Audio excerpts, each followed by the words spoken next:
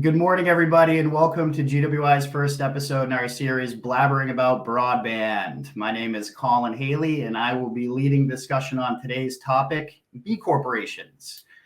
With me today, I have GWI's President and COO, Kerem Durdag, and GWI's Vice President of People and Culture, Heather Kelley, to help me educate you all on the subject matter. Thank you both for joining me today. Absolutely. Thank you for having us, Colin. And so everybody, the reason we're speaking about certified B corporations is because in 2020, GWI became the first broadband carrier in the nation to achieve B Corp certification. But before we get into the nitty gritty about B corporations, Kerem, I thought you could start us off with a little bit of background about GWI, the who we are, what we do, where we do it, and why we do it, so to speak, and any elements of the company that you think are pertinent for the general public to know. Sure, no, happy to do that. So GWI has been in the main broadband ecosystem for the last 27 years. We service the entire state of Maine and have recently started expanding into Vermont. We provide internet services and voice services to everybody, residential and commercial. Since 2010, we've been maniacally focused on doing our part to wire up the entire state of Maine on fiber broadband infrastructure. And fiber broadband, what does that do? It allows you not to watch the wheel of life as you wait for things to upload or download. And it's an infrastructure that allows you and your children and your children's children to participate in the 21st century. In terms of what we do, we very much to our core believe that the consumer is at the center of the decision-making process. And so the B Corp is an instantiation, is a auditable structure that allows us to be beholden to the interests of the consumer. We build our own networks, and at the same time, we allow and have the capability to run networks on behalf of municipalities and utility districts. We exist very comfortably in both worlds. We do everything from billing to provisioning to sales to marketing to support to design, engineering, construction, operation. We do all of it. And so for us, having those kind of expertise allows us to do things in highly populated, dense metro areas, and also do that in collaboration with municipalities and utility districts in rural areas. And our goal is to be able to have all Mainers access high-speed broadband internet. We believe actually it's a human right. One of the things that we're also very proud of is our focus on privacy and security. We believe your data should be yours and nobody else's. We are nationally known for our support for net neutrality. What does that mean? It means we're not going to give preferential rights to anybody else. Everybody has the same kind of rights and access. And at the end of the day, we don't believe in hiding stuff. So we're very transparent. All our pricing is easy to understand English language and then some. And, none of these tricks about bundling and so on and so forth. So all of that wraps into, obviously, our B Corp certification. So that's who we are. That's what we do. And we do it well. We really do it well. Yeah. I mean, I'm partial, but we do. Well, thank you for that. It sounds like quite the righteous place to work. It is. So let's dive. It is. So let's dive right into the topic. Heather, maybe you could give us a little high-level overview about B corporations, what they are, and maybe what makes a certified B corporation unique in relation to other types of businesses.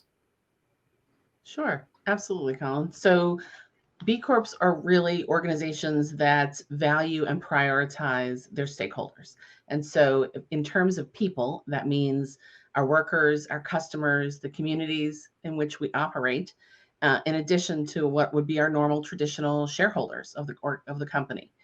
We also are very invested in the planet in terms of what our impact of the work that we do is on the planet. And so looking at that environmental aspect. Companies who are B Corps are also really have to be willing to demonstrate and a high social and economic performance. And we do that through the B Impact assessment.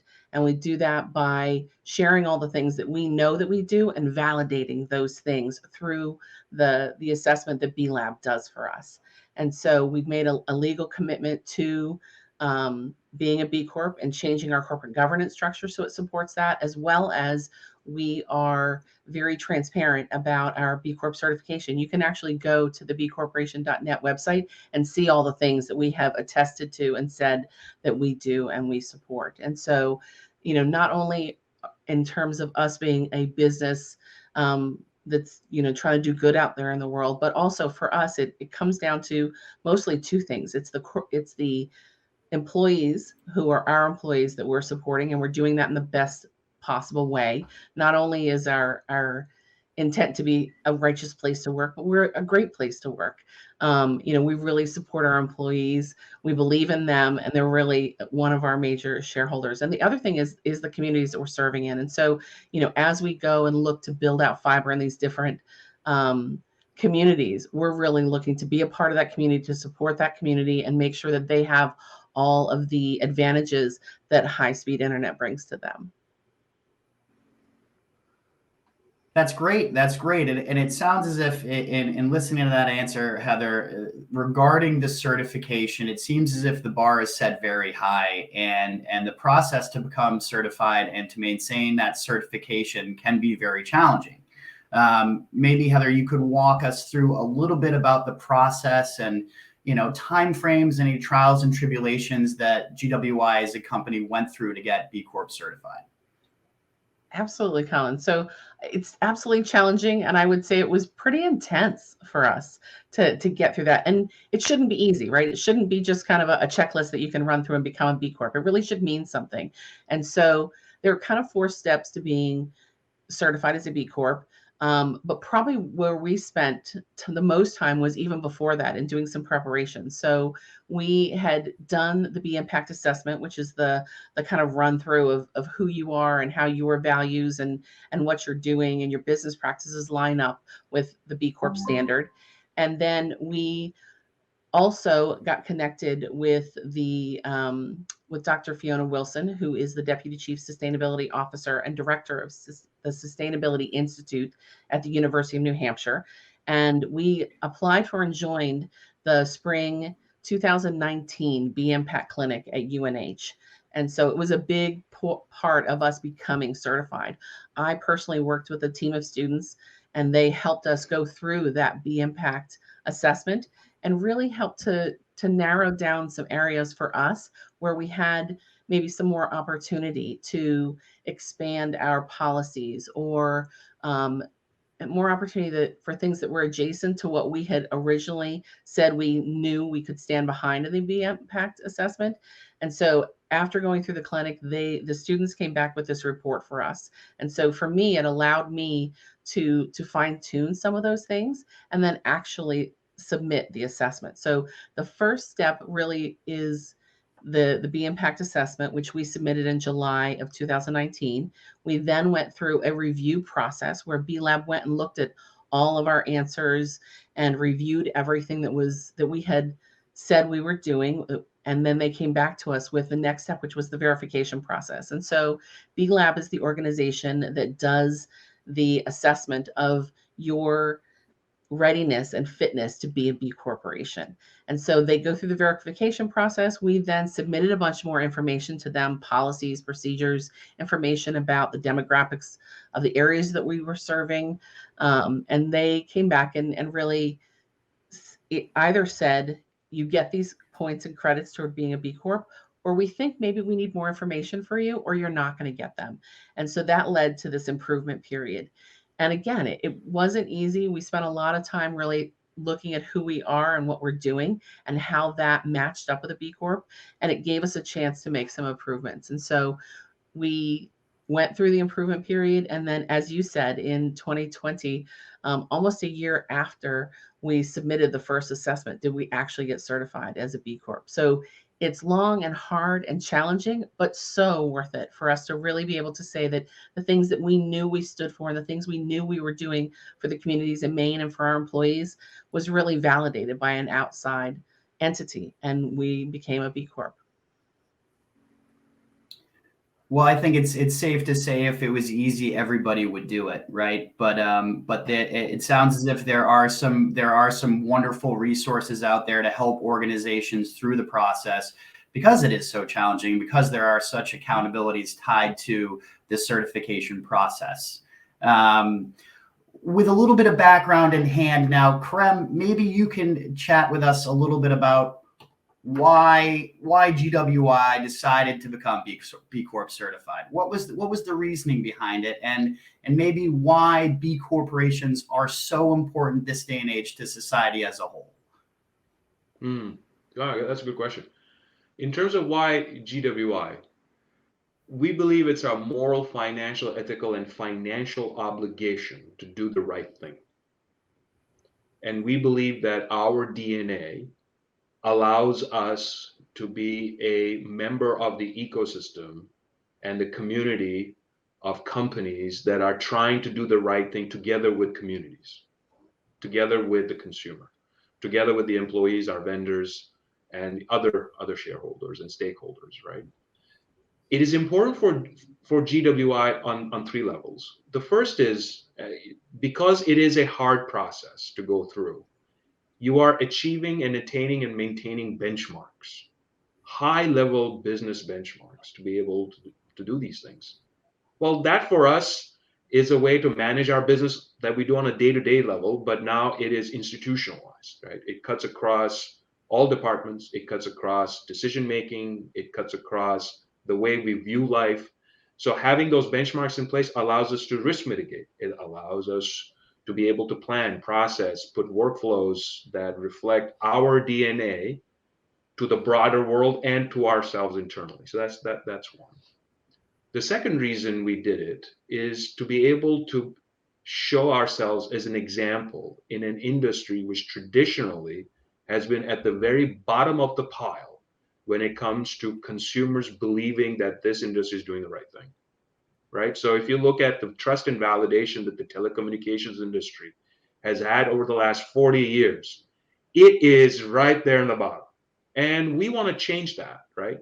We want to be able to show that we as a member of that industry are capable of so much more and can do so much more. So that's a second reason. The third reason is we owe this to the community and to the consumer. And when I say we owe this, we owe the fact that we are going to be, and we are on so many levels, a place where people can trust us. And that trust is important because it allows society to grow. It allows economic development to occur. It allows generations to be able to build upon the goodness that the previous generation did, right? So, and that sort of transitions into why on a society level it's important. In the 21st century, the rules and the ways of doing business that were established in the 19th and 20th century are no longer applicable. Economies are different. The way the consumer views a relationship is no longer just transactional. It is a relationship, right? The way our decisions have a direct influence and are directly dependent on the health of the community, the health of the planet, the health of us as a society is incredibly important, right? Whether it's the social stratification, whether it is the digital divide, whether it's economic divide, whether it's us intentionally overcoming redlining, us being inclusive and diverse and equitable, those things are a matter of collaboration and cooperation between all facets of society. It's not just a responsibility of the citizen and not the corporate entities that are in place, right? So for us, this is a place to sort of conjoin those things and allow society to flourish, to bloom. And in that way, it's a way for communities to really have power, right? The power of having a relationship where you want to be able to purchase goods, products, and services that reflects your DNA, I think is going to be the predominant theme of the 21st century. the way we do work, the way we view wealth, the way we view equity and what it needs to be across all dimensions of society is massively, massively important. You cannot do it one at the expense of the other. It is not a zero-sum game. Exclusionary and being monopolistic is not a tenet of democracy. And so these are the things that us as a B Corp, together with the communities as people and as our brothers and sisters within society, can allow us to have a relationship together. That's really, really, really important.